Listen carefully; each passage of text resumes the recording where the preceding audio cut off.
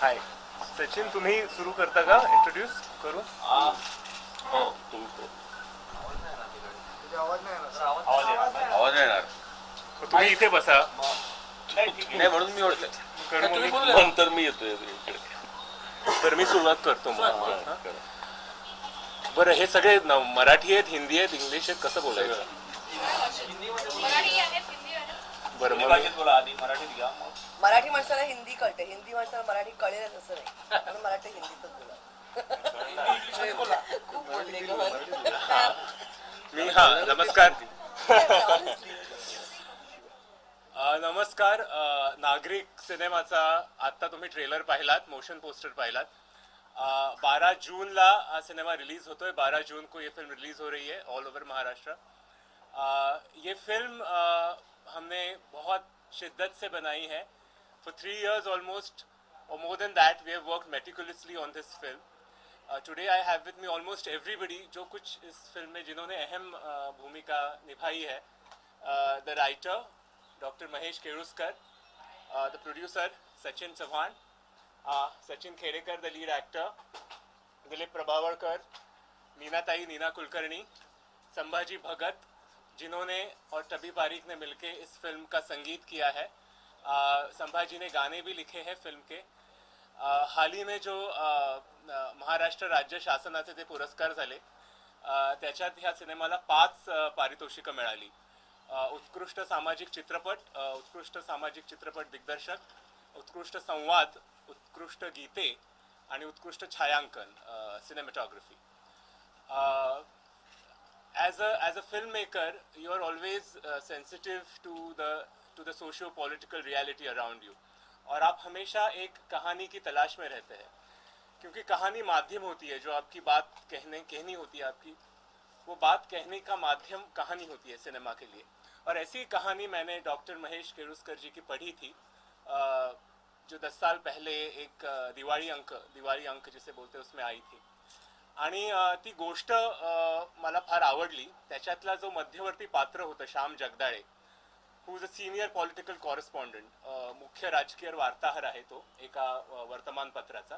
तर त्याच्या डोळ्यातनं ह्या सामाजिक राजकीय विश्वाकडे बघणं हे फार इंटरेस्टिंग होतं. आणि आम्ही त्या मग गोष्टीवरती काम करायला सुरुवात केलं. अर्थात ही गोष्ट 10 वर्षापूर्वीची होती, म्हणून त्यातले जे बरेच संदर्भ होते, the socio political context needed to be updated. आम्ही बराच वेळ त्या स्क्रिप्टवर काम केलं आणि त्यांनी आणि मी आम्ही दोघांनी मिळून तो स्क्रीन प्ले लिहिला. सचिन खेडेकर हे खूप आधीपासून ह्या सिनेमाशी जोडले गेले. त्यांनी जेव्हा ते वाचलं तेव्हापासून ते सिनेमाच्या प्रेमात पडले आणि त्यांनी आणि मी आम्ही मिळून निर्माता शोधायला सुरुवात केली. हा सिनेमा बनवायला निर्माता म्हणून एक धाडस लागणार होतं, because we had wanted to say something and we wanted to say it urgently. आणि आम्हाला असा निर्माता हवा होता जो ते शिवधनुष्य ज्याला पेलवू शकेल. आणि सचिन चव्हाणांच्या रूपानं आम्हाला तो निर्माता सापडला.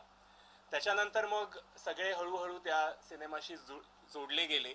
दिलीपजींना मी खूप आधी ती स्क्रिप्ट गोष्ट ऐकवली होती. मग त्यानंतर मग खरंच या सिनेमाच्या त्या रोलची ऑफर नंतर खूप उशिरा दिली. संभाजी भगतना मी कुठेतरी ऐकलं होतं. संभाजी भगत हे महाराष्ट्राचे मोठे शाहीर आहेत आणि एरवी त्यांच्या कामातून ते एक सामाजिक राजकीय भाष्य करत असतात. He is a socially politically sensitive poet आणि through all his work he is making a commentary over the socio political situations. तर त्यांचं आम्हाला ते सुद्धा ह्या सिनेमाशी जोडले गेले. त्यामुळे ह्या सिनेमाला अधिक वजन आलं. म्हणजे आता हा सिनेमा आणखीन महत्त्वाचा झाला असं मला वाटतं. त्यांच्या गाण्यासाठी माणूस मारलासाठी त्यांना सर्वोत्कृष्ट गीताचं पारितोषिकही मिळालं. तसंच नीनाताई and everybody else, they showed faith in the project. Tabby Pareek, I was very insistent की this film had a different kind of an approach to background score. कारण आपल्याकडे एकतर संवाद खूप बोलला जातो सिनेमामध्ये, खूप टॉकी असतो आणि मग बॅकग्राऊंड म्युझिक खूप वापरतात. तर माझा असा प्रयत्न होता की to speak the cinematic language we explore the medium visually. जितकं दृश्य माध्यमातनं जितकं बोलता येईल तितकं बोलावं आणि म्युझिक फार नेमकेपणानं परिणामकारकरित्या वापरावं फक्त. म्हणजे जेव्हा ते येतं तेव्हा ते बरोबर तिथे चपकल बसतं, पण उगाच कारणाशिवाय संवाद आणि कारणाशिवाय म्युझिक कुठेच नसतं. तर ती सिनेमाची भाषा बोलण्याचा आम्ही एक प्रयत्न केलाय. तर टबी पारिकचं त्यामध्ये फार मोठं योगदान आहे. रसूल पुकुटी यांचं ह्या सिनेमाला साऊंड डिझाईन त्यांनी केलं आहे. ते सुद्धा फार मोठं नाव आहे, ऑस्कर विनर आहेत. आणि त्यांचं सुद्धा ह्या सिनेमा सिंग साऊंड केला आहे सिनेमा, जो मराठीत फार सिनेमे खरं तर होत नाही. पण तो जो सिनेमाचा पिंड होता तो लक्षात घेता मला असं वाटलं की this needed to be shot in sync sound. आणि रसूलची आम्हाला मदत झाली. Milind, of course Milind, I think he will be discovered as an actor in this film. Bhanu Athaiya ह्यांचं आम्हाला कॉस्ट्युम्स वर त्यांची मदत झाली. त्यानंतर त्यांचं काम पूर्णिमा ओकने केलं त्यांची जर. तर असं हे एक माणूस, मोठे मोठी माणसं या सिनेमाशी जोडली गेली. आणि मला ह्या सर्वांबरोबर माझ्या पहिल्या सिनेमात काम करायला मिळालं हे मी माझं भाग्य समजतो. कारण सिनेमा जेव्हा तुम्ही बनवत असता तेव्हा तुम्ही जरी तो सिनेमा बनवला तरी तो जो प्रवास असतो तो प्रवास तुम्हाला बनवत असतो. म्हणून एका अर्थाने फिल्म मेकर या शब्दाचा अर्थ जो फिल्म बनवतो तो नाही, but one who is made by the film. So you make the film but the film makes you. So I am thankful to everybody की त्यांनी मला ह्याच्यामध्ये सहकार्य केलं, सहयोग केला. आणि जसं मी कायम सांगतो, हा सिनेमा एक माणूस जो संवेदनशील आहे आजच्या परिस्थितीबद्दल आणि त्याला काहीतरी म्हणायचंय, नेमकेपणाने म्हणायचंय, आणि तो माध्यमातला माणूस आहे. म्हणून आज तुमच्या सर्वांशी बोलताना मला असं वाटतंय की हा आमचा सिनेमा आहे, पण त्याहून जास्ती हा तुमचा सिनेमा आहे. कारण हा माध्यमातला माणूस आहे. तर तो तुमच्यापासून लोकांपर्यंत, जनसामान्यांपर्यंत पोहोचावा, आणखीन स्ट्रॉंगली तो लोकांपर्यंत जावा अशी माझी अपेक्षा आहे. आणि तशीच मी तुम्हा सर्वांना विनंती करतो. Thank you so much. Thank you once again for coming. सचिनजी.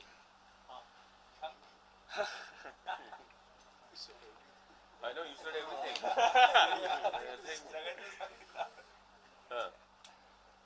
Sachin. प्रश्न असतील तर विचारले. हां, काय प्रश्न का आणखी परत बोलू, परत प्रस्तावना. I think they should talk about the roles की काय. नाही, पण ह्याने आता सांगितलं ते खूप महत्वाचं आहे की दृश्य माध्यमाचे, व्हिज्युअल मीडियमचे आणि खूप हुशारीने त्या दृश्य माध्यमातल्या शक्तीचा आणि शक्यतांचा आणि खूप हुशारीने फार वापर केलेला आहे. म्हणजे खूप शब्दबंबाळ असं आहे ना, वर्बोज असं झालेलं नाहीये. तर हे शेवटी व्हिज्युअल मीडियम आहे, तर त्याचे आणि खूप त्याच्या पॉसिबिलिटीज आणि त्याच्या स्ट्रेंथ्स याचा वापर यांनी खूप छान केलेला आहे, हुशारीने केलेला आहे असं मला ते करताना जाणवलं आणि आता हे बघताना सुद्धा जाणवलं. त्याच्यामुळे हे खूप महत्वाचं आहे. पुष्कळ सिनेमामध्ये खूप लोक बोलतात आणि ह्यांनी व्हिज्युअली खूप इंटरेस्टिंग केलेलं आहे हा सिनेमा आणि त्याचा इम्पॅक्ट येतो. त्याचं क्रेडिट अर्थात लेखकांना सुद्धा आहे, महेश कोळुसकरांना. नाही, मराठीमध्ये बोलपट खूप असतात, पण चित्रपट पहिल्यांदाच म्हणजे खूप दिवसांनी आपल्याला बघायला मिळेल. चित्रभाषा जी जयप्रद देसाईंनी वापरलेली आहे याच्यामध्ये ती खूप महत्वाची आहे. आणि मी काही चित्रपटाचा असा रेग्युलर रायटर नाहीये. मी एक नॉव्हेल लिहिली, ती त्यांच्या वाचनात आली, त्याच्यावरून आम्ही स्टोरी मग अपडेट करत गेलो आणि अगदी आत्ताच्या 2015 पर्यंत आणून आपण ही स्टोरी ठेवलेली आहे. तेव्हा पत्रकार जो असतो तो जनतेचं प्रतिनिधित्व करत असतो, कुठलाही लोकांच्या मनातलं तो बोलत असतो. एकाच वेळी तो नोकरी करत असतो आपल्या मालकाची किंवा त्या वृत्तपत्राची किंवा माध्यम जे काही चॅनल असेल किंवा काय ते, पण तरी सुद्धा जनतेच्या हार्टबीट्स कळणारा हा एक काय म्हणतो आपण ऑनलाईन, त्याला कळत असतं सगळं. आणि म्हणून तो काय विचार करतो, तो कसं बघतो या सगळ्याकडे आणि सत्याचा शोध घेण्यासाठी तो काय काय करतोय. एखादा माणूस तरी व्यवस्थेच्या विरुद्ध जाऊ शकतो, तर तो या चित्रपटातला श्याम जगदाळे आहे. आणि सचिननी खूपच म्हणजे तुम्ही बघाल, मी सांगायला नको, पण मला खूप रोल आवडलाय सचिनचा. श्याम जगदाळे ही मध्यवर्ती भूमिका नागरिक ह्या चित्रपटात मी केली आहे. आणि त्या रोलचं सगळ्यात मोठं चॅलेंज हे होतं की एक पत्रकार जो एक घटना पाहतो किंवा ती तो लोकांसमोर जेव्हा मांडायला सुरुवात करतो तेव्हा त्यातल्या अनेक दडपणांमधनं तो जात असतो. जे सत्य पोचवायचं असतं किंवा पाहिलेली घटना सांगायची असते त्याच्यासाठी मग सिनियर्स, पॉलिटिकल प्रेशर, ह्या सगळ्यातनं जे सत्य लोकांपर्यंत पोचतं ते बहुधा अपुरं असतं किंवा अर्ध असतं आणि ते त्याला पूर्ण सांगता येत नाही आणि त्या सत्याचा शोध सतत सुरू राहतो. आमच्याकडे एक वाक्य आहे की सत्य नेहमी वैश्विक असतं, म्हणजे आजचं सत्य पूर्ण जरी सांगितलं तरी उद्या ते सत्याचे संदर्भ बदलतात. तर असा तो जो सत्याचा लढा आहे तो श्याम जगदाळे नागरिक ह्या कॉलम मधनं लिहितो सिनेमात. आणि तो ज्या घटनेचा पाठपुरावा करतो त्याच्यामध्ये त्याला आलेल्या अडचणी, त्यातून त्यांनी काढलेला मार्ग आणि त्याच्यामध्ये आजच्या परिस्थितीचा, राजकीय परिस्थितीचा या सिनेमातनं आपल्याला अंदाज येतो. ज्या नागरिकांसाठी ही सगळी व्यवस्था आहे त्या नागरिकांनाच, संभाजीच्या शब्दात सांगायचं तर, कोण ढकलत नेतंय तुमच्या देहाला हे तुम्हालाच कळत नाही किंवा लक्षात येत नाही. आणि you are being taken for a ride हे कळायला की अहो तुम्ही थोडंसं लक्ष द्या, हे म्हणणारा जो पत्रकार असतो त्याच्यावरती ही सगळी जबाबदारी आहे.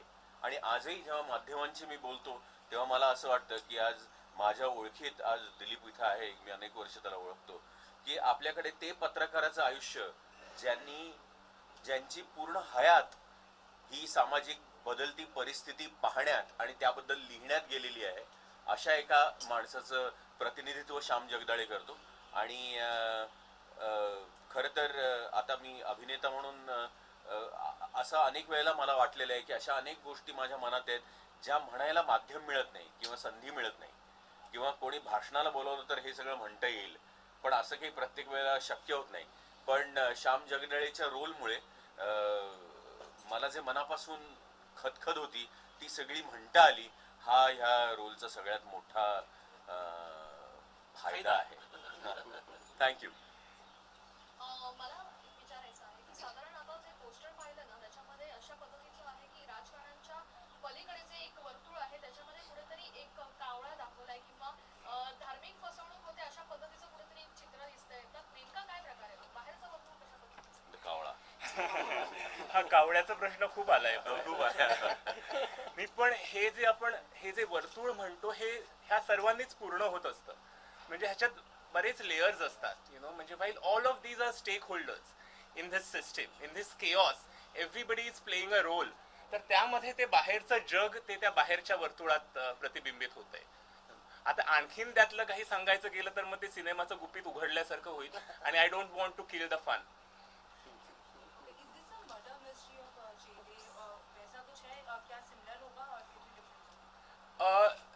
You will find, because he's playing a senior political journalist who tries to expose something, a lot of people will find parallels to a lot of things.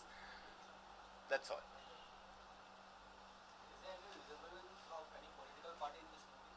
Well, again, as I said, when you are making a socio-political film, ये लाजमी है कि जो बाहर दिख रहा है आपको उसको थोड़ा बहुत प्रतिबिंबित हो. लेकिन अगर एक कोई है, अगर ऐसा आपका सवाल है तो मेरा जवाब नहीं है.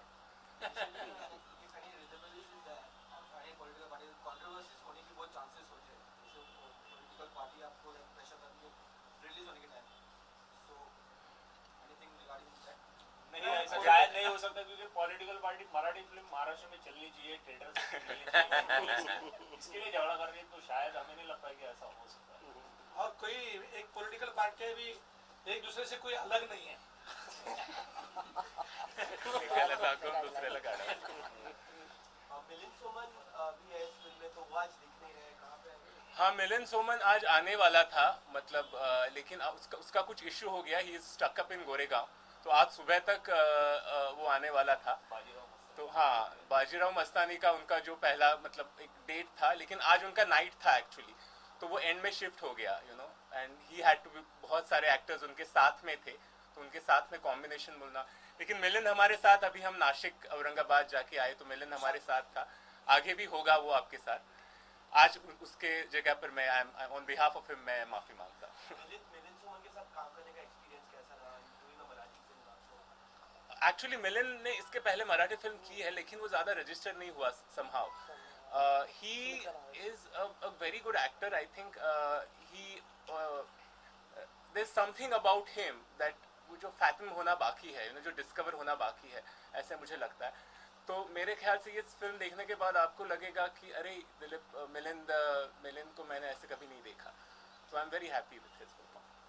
या 10 वर्ष झाली या स्टोरीला, त्यानुसार तुम्ही काही अपडेट देखील केलेले आहेत या स्टोरीमध्ये, पण त्याच्यामध्ये कुठेतरी एक टोल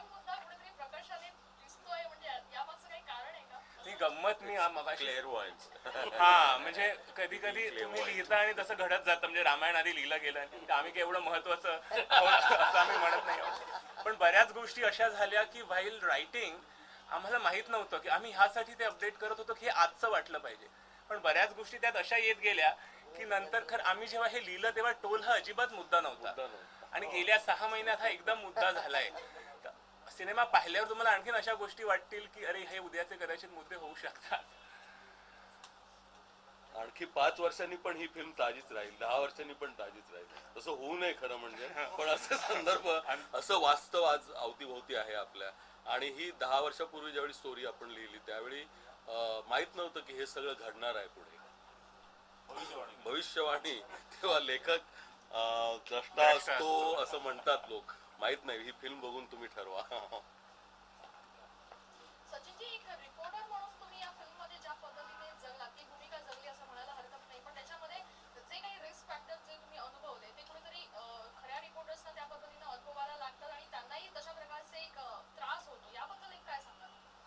नाही, मी म्हटलं तसं की अनेक पत्रकारांशी माझा इतक्या वर्षांचा संबंध आहे, मैत्री आहे. आणि त्या प्रत्येकाकडनं ऐकताना किंवा त्यांच्याबद्दल, त्यांच्या कामाबद्दल नकळत गोष्टी ज्या कळतात किंवा आपण आज ह्यांना मी ओळखतो, त्यांचा आज लिहिलेला आज समजा पेपर समोर आला आहे, तर आपल्याला प्रत्येकाची मागची भूमिका कळत असते.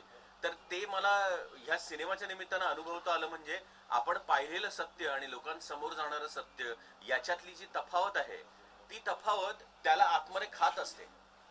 म्हणजे आज मी हे सत्य लोकांसमोर मांडलं आहे ते सगळ्या प्रेशर, सगळ्या दडपणांसकट जे मांडलेलं आहे ते पूर्ण सत्य नाही.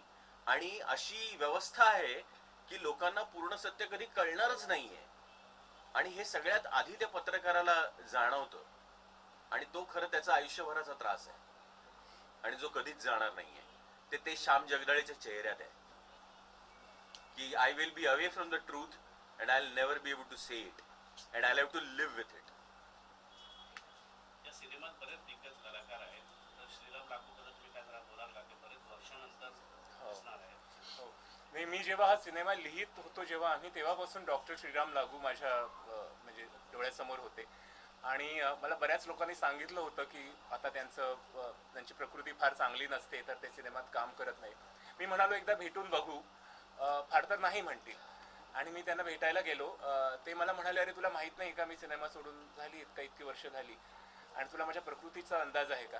मी म्हणालो नाही, मला माहिती आहे, मला सगळं माहिती आहे, पण मी म्हणतो फक्त एकदा स्क्रिप्ट वाचा मग आपण बोलू. आणि मी स्क्रिप्ट ठेवली त्यांच्याकडे. मी त्यांना परत एक 8 दिवसांनी भेटलो तेव्हा ते म्हणाले तू हुशार आहेस, कारण माझ्यातल्या ॲक्टरनी ऑलरेडी काम सुरू केलंय. म्हणजे माझं डोकं आता काम करायला लागले, आता मी नाही कसं म्हणू, आता तू मला फसवलंस ह्याच्या. आणि then he got trapped in a way. त्यानंतर ते फक्त एवढे म्हणाले की जरा लवकर जमलं तर शूट कर, कारण मी विसरीन पुन्हा.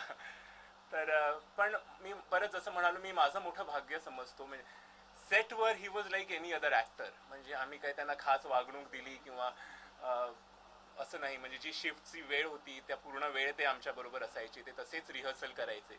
सुलभाताई आणि त्यांचे बरेच सीन्स होते एकत्र, मिलिंद बरोबर त्यांचे सीन्स आहेत. So he was like any other professional actor.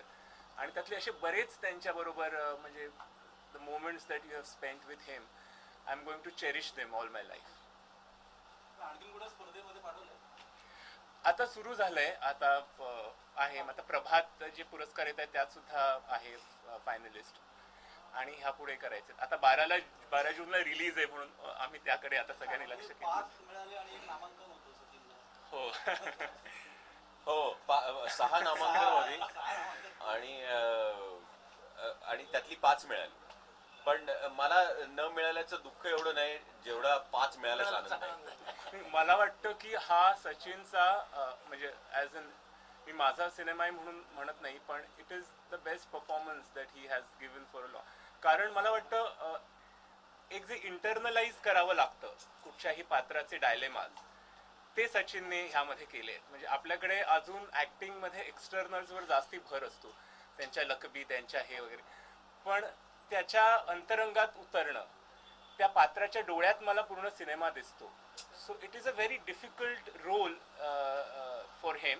आणि आय थिंक ते त्यांनी त्याचा बरोबर म्हणजे तो इंटरनलाइज करून तो अगदी बारकाईनं पकडलाय. हे मी जे काय बोलतोय हे अनुभवायला तुम्हाला तो सिनेमा पाहिला पाहिजे. Then you will exactly understand what I am trying to say. Sachin भाई, क्वेश्चन फॉर यू. Yeah. सुनने में आया था कि आप एक प्रेस कॉन्फ्रेंस भी अटेंड की थी एज अ रिपोर्टर बनकर. ये कितना सच है और क्या एक्सपीरियंस रहा? No, I did all kinds of things. मतलब to work on a role, you know, when you have a fabulous text, मतलब वो तो है ही, but वो जो लिखा हुआ मतलब डायलॉग्स के लिए स्टेट अवार्ड भी मिला है महेश जी को. तो उसमें ये था कि they were minimalistic dialogues, but the content it said was large. तो कोशिश ये थी कि बहुत कम शब्दों में ये सारा सामने आ जाए. तो मैंने ऐसे बहुत सारी बातें कर ली है प्रेस कॉन्फ्रेंस में जाना, सवाल पूछना, बेतुके सवाल पूछना, अच्छे सवाल पूछना, सब कुछ. And I actually wanted to experience it first hand. और शायद ये सारी बातें जो it is, I take it as actors quirks and which probably help sometimes but not always. I would like Neena Tai to say something. Yeah, I've been thinking, actually everybody said everything. My role is a social activist, सामाजिक कार्यकर्ता आहे. आणि मला ह्याच्यात सगळ्यात मला पहिल्यांदा actually या पद्धतीने जयप्रेम मला अप्रोच झाला ते मला सांगावं असं वाटतं. मी एक कमर्शियल हिंदी फिल्म करत होते, चकाचक बसले होते आणि त्यांनी मला फक्त डॉक्टर लागूनचं थोडंसं फुटेज दाखवलं. आणि त्यात ते ज्या पद्धतीने ते बोलत होते, आणि आता डॉक्टरांचं खूप कामं मी पाहिलेली आहेत, पण something the way he said it, I knew that it was directed by the way he directed him. आणि मला ते भावलं. मग त्यांनी मला स्क्रिप्ट दिलं. आणि अगेन हे सांगणे न लगे, कारण you already won the awards for the script and संवाद. म्हणजे फारच मोजकं उत्तम. It is not the length of the role for me ever. It's never been that. ह्याच्यात ती जी सामाजिक कार्यकर्ती आहे, म्हणजे आपण एक ध्यास घेऊन कशात तरी उतरतो आणि आपण एक लढा चालू ठेवतो. आणि तो लढा चालू असताना कदाचित एक नागरिक म्हणून किंवा एक स्त्री म्हणून किंवा एक स्वतः एक माणूस म्हणून तो जो ध्यास असतो तो कदाचित आपल्यालाच न पटणारा होऊ शकतो. पण तरी सुद्धा आपल्याला पुढे जावं लागतं. ही एका सामाजिक कार्यकर्त्याची नेहमीची जी आपल्याकडे आहेत अनेक उदाहरणं. आणि मला असं वाटतं त्यातूनच ते सगळं. But you still have to keep it, you have to keep going. कारण आपण एकदा म्हटलेलं आहे की आम्हाला हे पट्ट असं म्हटल्यानंतर आपल्याला त्याच्याबरोबर जावं लागतं. आणि मला एक वेगळा, मी चित्रपट संबंध पाहिलेला नाही म्हणून मी बोलत नव्हते ॲक्च्युली, पण राजकीय, सामाजिक, पत्रकारिता सगळ्यामधले जी माणसं आहेत ती नागरिक सुद्धा आहेत ना एका देशाचे. त्याच्यातला जो त्यांचा तिढा आहे तो मला असं वाटतं ह्या चित्रपटाचा बेस आहे. एक नागरिक म्हणून श्याम जगदाळे काय विचार करतो आणि एक पत्रकार म्हणून त्याचं काय उचंबणा होतो.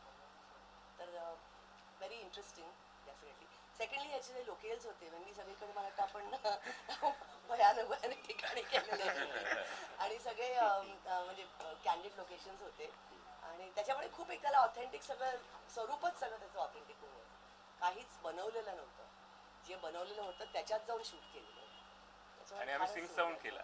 हो, सिंग साऊंड. ते तर म्हणजे दॅट्स अ ट्रीट ॲक्च्युली. कारण तो जो आपल्याला त्यावेळेला आपला जो आवाज असतो तो कधीच डबिंगमध्ये नंतर पुढे तुम्हाला रिक्रिएट नाही करता येत. संभाजी, या सिनेमाची जी गीतं आहे तर हा सिनेमा मूलतः एक राजकीय विधान करणारा सिनेमा आहे. अत्यंत वास्तववादी आणि सिनेमाची भाषा आहे त्याच्याबद्दल बोललं गेलं आहे. पण मला खास करून यातली जी अभिनय शैली आहे ती मराठीमध्ये मला कधी अगोदर दिसली नव्हती. हे सचिन असतील किंवा हे असतील, सचिनची तर संपूर्ण अभिनय शैली पूर्णतः त्याच्यामध्ये मला वेगळी दिसलेली आहे. टबी आणि पारेख आणि आम्ही तिघांनी म्युझिक केलेलं आहे. आता तुम्ही म्युझिक ऐकलं तर म्युझिकमध्ये पण खूप नवं एक्सपेरिमेंट आम्ही केलेलं आहे. म्हणजे फक्त असं फोक नाही आहे, तर जे प्रस्थापित फोक आहे त्याच्यापेक्षा खाली फोक आहे, अजून तळात आहे. तर ते फोक या निमित्तानं आलेलं आहे. आणि गीतांच्या बाबतीमध्ये सिनेमा जे स्टेटमेंट करू इच्छितो तर ती गाणी अगोदर प्रगतीशील चळवळीमध्ये मी गात होतो, रस्त्यावर गात होतो, आणि काही गाणी नवीन लिहिलेली आहेत. शंकर महादेवन यांनी गीत केलेलं आहे आणि बाकीची सगळी शंकर महादेवांनी खूप सुंदर मराठी गाणं केलं जे मी लिहिलेलं आहे. आपल्याकडे ह्याचं एक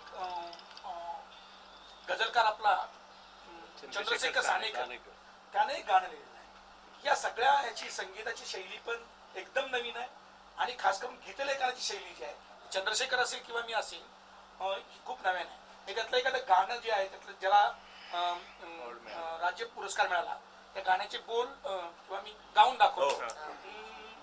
दंगलीच्या संदर्भातलं गाणं आहे.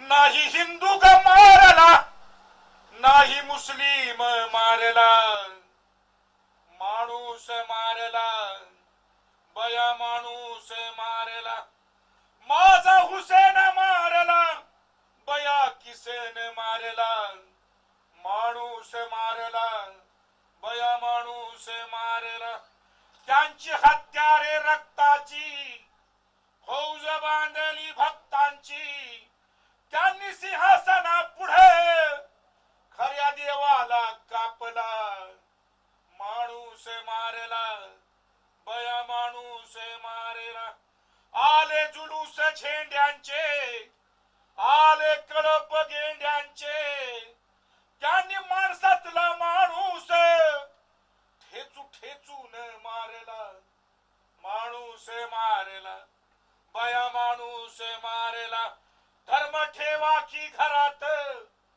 काही काढली वरात धर्म ठेवा की घरात काही काढली वरात खरा धर्म घामाचा त्याचा इतिहास जागवा माणूस जागवा बया माणूस जागवा माझा हुसेन जागवा बया किसन जागवा माणूस जाग बया माणूस जागवा.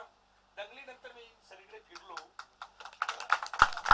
तर माझ्या लक्षात आलं की मी खूप लोकांशी बोलतो.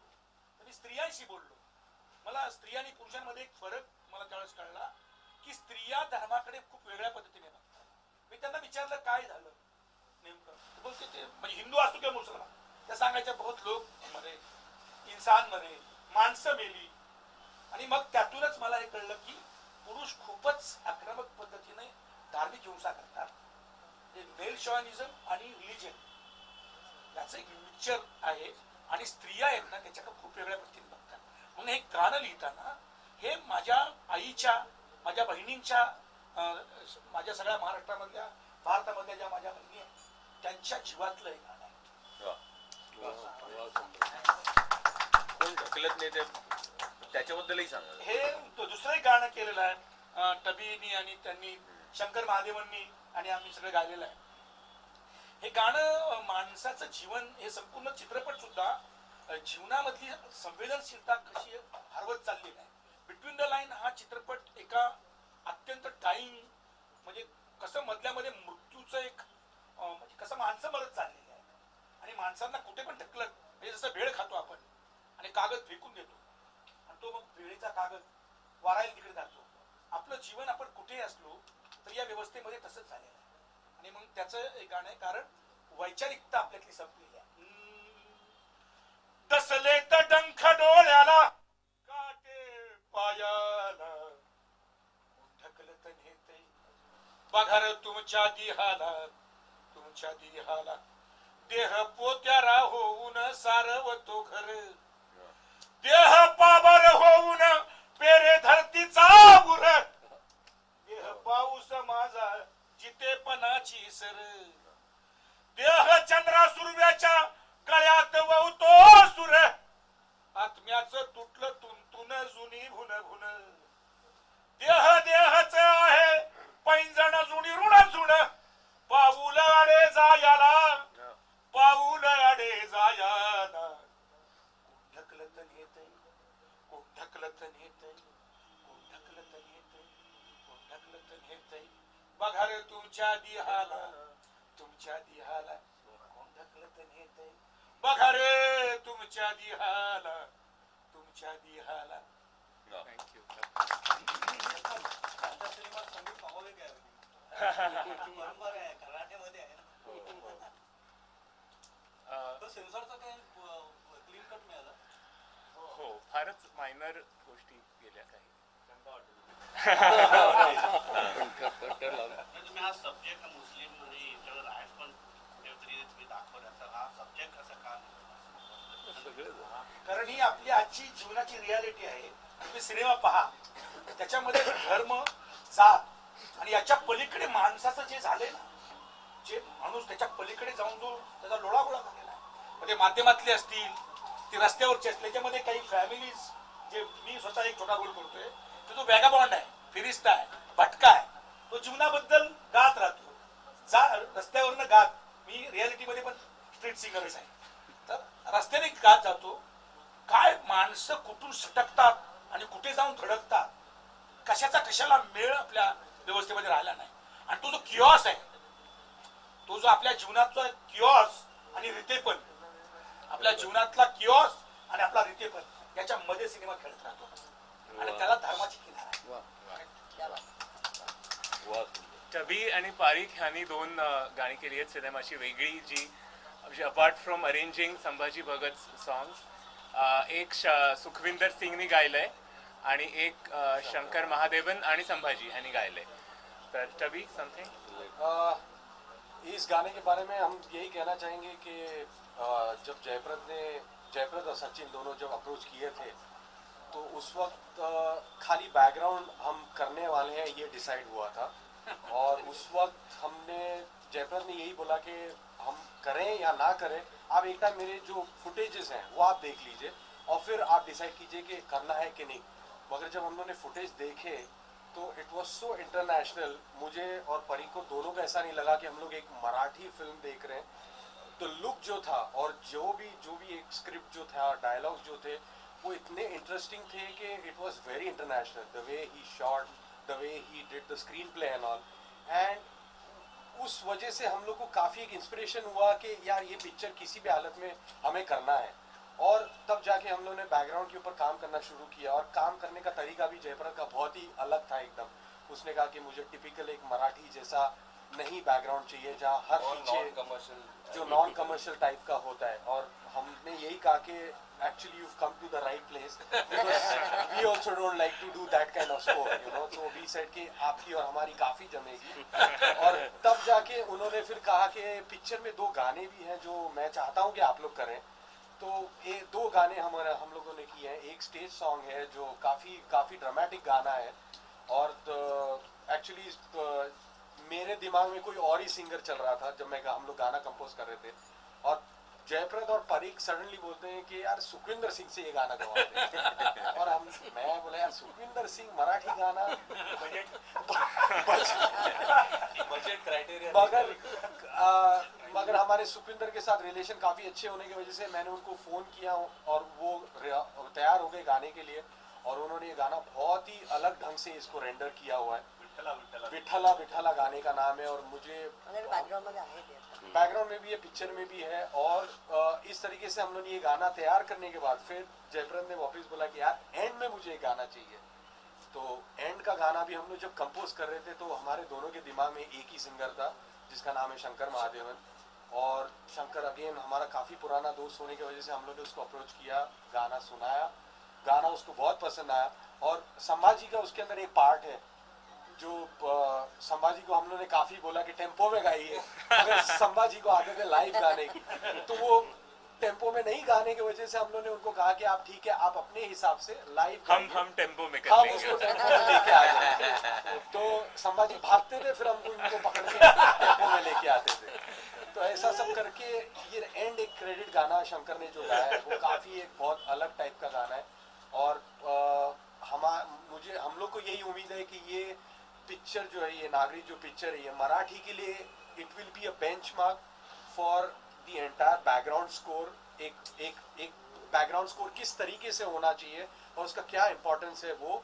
और गाने भी इसके जो है मुझे नहीं लगता है कि हमारी हिंदी फिल्म में भी नहीं हुए और ना ही मराठी फिल्म में इस टाइप के गाने हुए हैं. तो ये जो 2 गाने ये काफी अलग हुए हैं और इसका क्रेडिट मैं सिर्फ जयप्रद और जयप्रद को ही देना चाहूँगा. टबी के साथ में काम करने का कोई टेन्शन नाही था.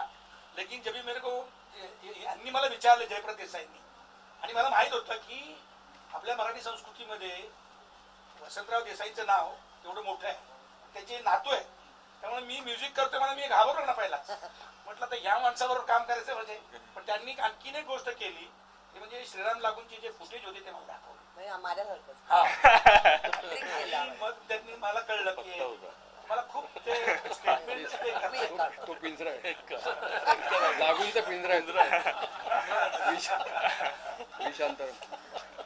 तर जयप्रद स्वतः अमेरिकेमध्ये शिकलेले आहे किंवा तिकडे पण मराठी सिनेमा करतायत हे सुद्धा माझ्यासाठी खूप नवं होतं आणि खूप चांगलं होतं की एवढ्या चांगल्या माणसावर आपलं काम करायला मिळतंय.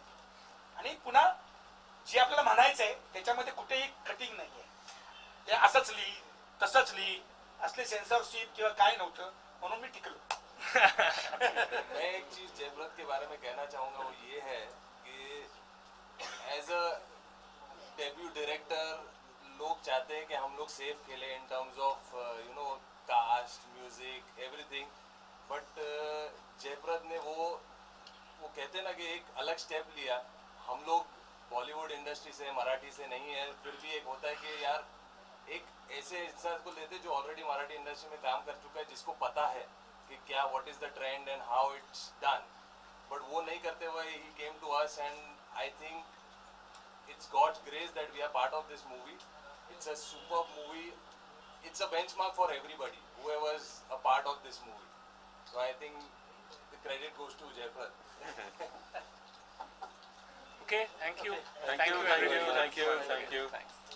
एकदम एक्सटेंडेड. One to one अगर राम आणि हे bites.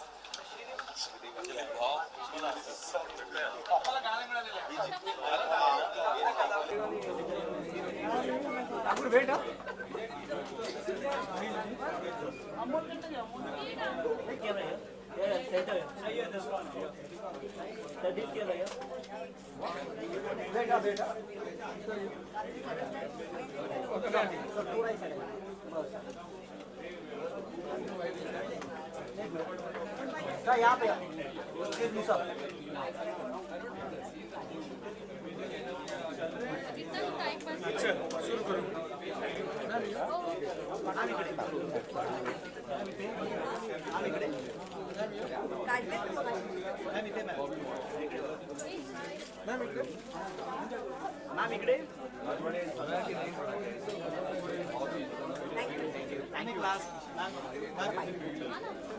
मेरे पास आ गए जयप्रद देसाई और उन्होंने मुझे रोल समझाया और कुछ थोड़ा सा फुटेज दिखाया जिससे एक्चुअली मैं बहुत प्रभावित हुई. डॉक्टर लागू के साथ उन्होंने जो शूट किया था उनके जो डायलॉग थे वो मुझे बहुत अच्छे लगे. मैंने स्क्रिप्ट मांगी, स्क्रिप्ट पढ़ी और हाँ कर दी. ये थोड़ा सा इंस्टिंक्ट रहना ज़रूरी होता है इसमें. आपका रोल के बारे में थोड़ा बताएंगे. ये एक सोशल एक्टिविस्ट का रोल है जो सामाजिक कार्यकर्ता जो वो कामगार सेना की अध्यक्षा है. तो मोर्चे धरने पे बैठना, मोर्चे ले जाना, कामगारों के लिए लड़ना, ये काम वो करती है. और ये काम करते करते उन्हें जो दिक्कतें आती हैं उनके बारे में मेरी जर्नी है इसमें, नीलिमा ताई करके जो है. और जब कोई पॉलिटिकल चीज़ होती है तो उसका सोशल एक्टिविज़म पे कैसे असर हो जाता है, या फिर कोई और कहीं पे रिलीजियस चीज़ हो जाती है तो उसका असर राजकीय कैसे पड़ता है. वो it's all intertwined like this, interlooping की ये कहानी. इसलिए ऐसा चक्रव्यूह में पूरे सब अटक गए हैं. आपने एंजॉय किया? बहुत ज़्यादा क्योंकि एक्चुअल लोकेशंस थे. ऐसे सेट में तो किया नहीं, एक्चुअल लोकेशंस में जाके किया. तो चॉल्स में और फिर रास्ते पे फिर एक टीवी इंटरव्यूज़ का जो था वो भी हमने टीवी एक्चुअल सेंटर में जाके किया था टेलीविज़न पे. तो मज़ा आया. Thank you. सर आप थोड़ा सा ये बताएंगे कि आपने आइडिया आपने कैसे कंसेप्ट नहीं, जब एक फिल्म मेकर आप होते हैं तो आप अपना जो जिस माहौल में आप रह रहे हैं उसके बारे में संवेदनशील होते हैं. अगर आप पिछले 4-5 सालों में देखिए तो एक सामाजिक राजकीय परिस्थिति में बहुत बदलाव आ गया है. करप्शन, पॉवर्टी, हंगर, और एक तरह से जो आम आदमी है वो ऊब चुका है इस माहौल से पूरी तरह से। तो एज अ आर्टिस्ट आपको कुछ कहना है इस बारे में कि आपको एक विधान करना है और हमेशा आप एक कहानी की तलाश में रहते हैं, क्योंकि सिनेमा में कहानी यही माध्यम होता है वो कहने का। आप किसी स्टेज पर जाकर चिल्ला नहीं सकते, आप अपनी फिल्म के द्वारा कहते हैं, और जब आप फिल्म के द्वारा कहते हैं तो आपको एक ऐसी सशक्त कहानी चाहिए जिसके ज़रिए आप ये अपनी बात कहेंगे। तो ये कहानी मैंने डॉक्टर महेश केळुस्कर जी की पढ़ी थी, जो एक पत्रकार की कहानी थी, जो एक सीनियर पॉलिटिकल कॉरेस्पॉन्डेंट, एक राजकीय वार्ताहर जिसे, और उसकी नज़र से इस समाज को देखना, इस दौर को देखना, ये बहुत मुझे इंटरेस्टिंग लगा। उस स्क्रिप्ट पर हमने बहुत साल काम किया, और फिर ये फिल्म के जो लोग थे वो जुड़ते गए, और फिर धीरे धीरे ये फिल्म का जो प्रोसेस शुरू हो गया। सर इसमें कंट्रोवर्सी भी हो सकती है ना? नहीं, ऐसे ज़रूरी नहीं है कि कंट्रोवर्सी हो, क्योंकि आप किसी के खिलाफ कुछ कह रहे हैं, इससे ज़्यादा आप आम आदमी का स्टैंड ले रहे हैं, और आम आदमी के खिलाफ कोई नहीं है, या फिर बताना नहीं चाहता कि मैं आम आदमी के खिलाफ हूँ। तो मुझे नहीं लगता कि किसी को कोई आपत्ति होगी इससे।